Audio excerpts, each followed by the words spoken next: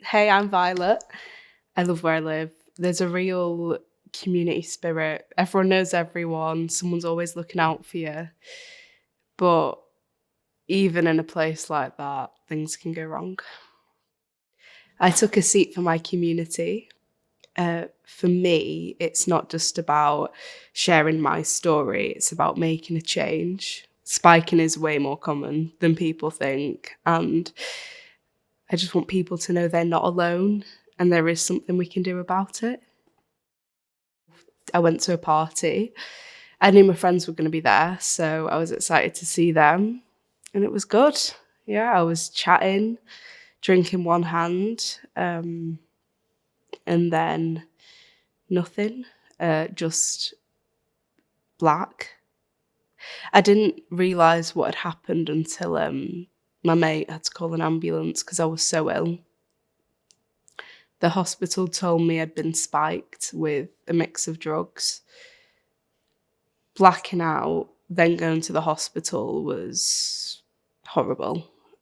But I think what was even worse than that was knowing that someone who I thought was my mate could do this to me. I was embarrassed. I thought I should have been more careful. But how was I supposed to know? You don't really expect to get spiked at a friend's house. At first, I was paranoid and anxious. I didn't think I could trust anyone. And it did take me a while.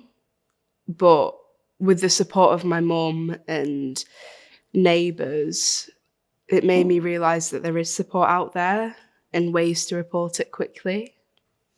And I still do get anxious sometimes, but knowing that there are safe spaces on nights out does help, makes a big difference. Spiking can happen to anyone, anywhere, and it's never your fault. I think if I could tell my younger self something, it would be to trust your gut, and if something feels off, it's probably because it is. If this has happened to you, talk to someone. It doesn't have to be family, just someone you trust. Just don't deal with it alone. And don't waste time blaming yourself because it's never your fault.